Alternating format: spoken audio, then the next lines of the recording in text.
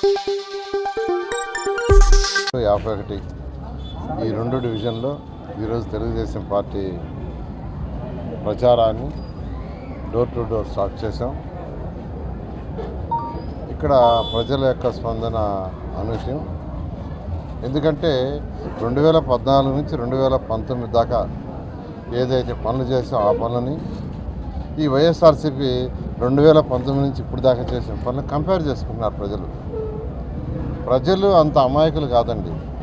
వాళ్ళనేదో మభ్యపెట్టి ఓట్లు వేయించుకొని నేను అది చేస్తాను ఇచ్చేస్తాను ఒక ఛాన్స్ ఇవ్వండి అని చెప్పి తీసుకొని పవర్లోకి వచ్చిన తర్వాత వాళ్ళని ప్రజల్ని మర్చిపోయి ఎవరిని ఎప్పుడు అరెస్ట్ చేస్తావా, ఎవరిని జైల్లో పెడతావా, ఎవరి బిల్డింగ్లు పగలగొడతావా, ఎవరి లైసెన్సులు క్యాన్సిల్ చేస్తావా, ఇది తప్పితే ప్రజా సమస్యలు ప్రజల యొక్క బాధలు ఆ బాధలను తీర్చడం ఎట్లా, వాళ్ళ అవసరాలు ఏంది అనే ఆలోచన ప్రభుత్వానికి లేదు. దాన్ని ఇప్పుడు ప్రజలు క్లియర్ కట్ కంపేర్ చేస్తున్నారు. 2014 నుంచి 19 దాకా చేసిన పనులని ఏదైతే ఇన్కంప్లీట్గా 10% 15% ఉన్నాయో అవి మీరు రావాలా పూర్తి చేయాలంటున్నారు. ఎక్కడికి పోయినా మీరు రావాలా పూర్తి చేయాలా వెయిట్ చేస్తున్నాం సార్, మే 13 కోసం వెయిట్ చేస్తున్నాం వాళ్ళు ఓపెన్గా చెప్పేస్తున్నారు.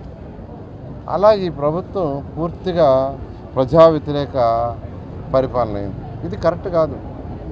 ఏ ప్రభుత్వం మేము 2014 నుంచి 19 దాకా చేసాం.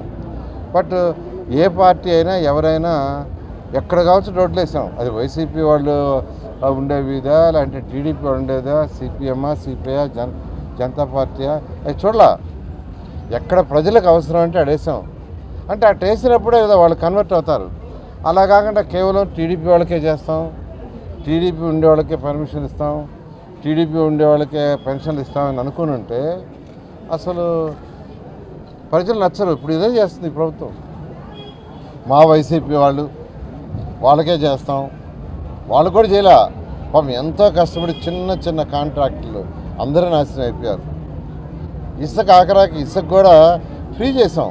తెలుగుదేశం ప్రభుత్వంలో 2014 నుంచి 19 దాకా ఫ్రీ శాండ్. అట్లాంటిది వీళ్ళు దానికి రేటు పెట్టారు. ఎప్పుడైతే రేటు పెట్టారో బిల్డర్స్కి కాస్ట్ పెరిగిపోయింది, వాళ్ళకి వచ్చే ఇన్కమ్ తక్కువ, కన్స్ట్రక్షన్ యాక్టివిటీ తగ్గిపోయింది. ఎప్పుడైతే కన్స్ట్రక్షన్ యాక్టివిటీ తగ్గిపోయిందో దానివల్ల బేల్దారులు ఇబ్బంది పడ్డారు, బేల్దారు కూలీలు ఇబ్బంది పడ్డారు, ప్లంబర్కి వర్క్ లేదు, ఎలక్ట్రీషియన్కి లేదు, అందరికీ వర్క్స్ పోయినాయి.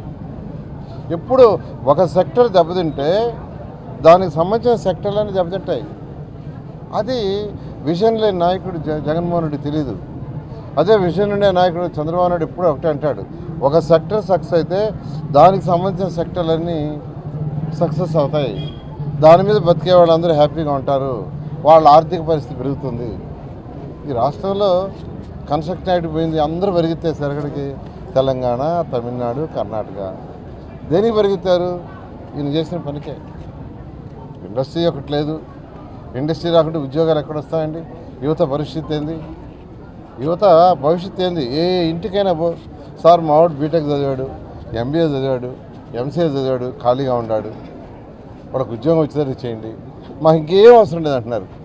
వాళ్ళు చాలా క్లియర్గా అసలు మీరు ఇచ్చే ఏం వద్దు మాకు, అసలు మీరు రోడ్డు కూడా ఇవ్వలే, అండర్గ్రౌండ్ డ్రైనేజ్ కూడా తర్వాత, డ్రింకింగ్ వాటర్ సంగం బ్యారేజ్ కూడా తర్వాత, మా వాడికి ఉద్యోగం వచ్చేదిగా చేయండి.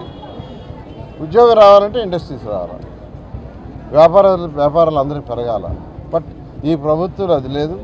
అలాంటి విజన్ ఉన్న నాయకుడు ఒకే ఒక నాయకుడు నారా చంద్రబాబు నాయుడు. ఖచ్చితంగా 2024లో ఖచ్చితంగా తెలుగుదేశం రాష్ట్రంలో వస్తుంది. ఖచ్చితంగా ఏదైతే ప్రజలు కోరుకుంటున్నారో అదేవిధంగా పరిపాలన సాగించడం జరుగుతుంది. నేను ఒకటే రిక్వెస్ట్ చేస్తున్నా, తెలుగుదేశం పార్టీగా ఎమ్మెల్యేగా నెల్లూరు సిటీ నుంచి నేను కంటెస్ట్ చేస్తున్నాను, పార్లమెంటుగా వేమిరెడ్డి ప్రభాకర్ రెడ్డి కంటెస్ట్ చేస్తున్నారు. వారు కూడా యాక్చువల్గా అజాత్ శత్రువు, ఆయన ఎవరికి శత్రువులు హెల్ప్ చేయడం తప్పితే ఆయనకి ఏమీ మిగతా పట్టించుకోడు. కాబట్టి మా ఇద్దరిని కల్పిస్తే ఆయన కేంద్రం నుంచి ఫండ్స్ తీసుకొస్తాడు, నేను రాష్ట్రం నుంచి తీసుకొస్తాను, నెల్లూరుని ఒక స్మార్ట్ సిటీగా చేస్తామని మీ అందరికీ తెలియజేస్తూ మీ అమూల్యమైన ఓటుని మా ఇద్దరికి గెలిపించాల్సిందిగా కోరుతున్నాను. నెల్లూరు నగర నియోజకవర్గంలో ఏ గొంతు చూసినా, ఏ వీధి చూసినా, ఏ వార్డు చూసినా నారాయణ అంటే అభివృద్ధి, అభివృద్ధి అంటే నారాయణ. ఈరోజు 52వ డివిజన్లో వచ్చాం. ఇక్కడ ప్రతి ఇంట్లో కానీ నారాయణ గారు వస్తున్నారు, నారాయణ గారి సతీమణి వస్తున్నారు, రమాదేవి గారు. వాళ్ళని కలవాలి, వీళ్ళే మనకు మళ్ళా నాయకులు రావాలి, మళ్ళా ఈ నగరానికి అభివృద్ధి చేయాలి. ఇక్కడ ఉండే ప్రతి పేదవాడు ఎవరికైతే ఇల్లులు కడితే ఇల్లులు రాలేదో నారాయణ ఎప్పుడు వస్తారు, మా ఇల్లులు ఎప్పుడు ఇస్తారు, మా సొంత ఇల్లు కళ ఎప్పుడు నెరవేరుతుంది అని ప్రతి పేద గుండె కొట్టుకుంటుంది.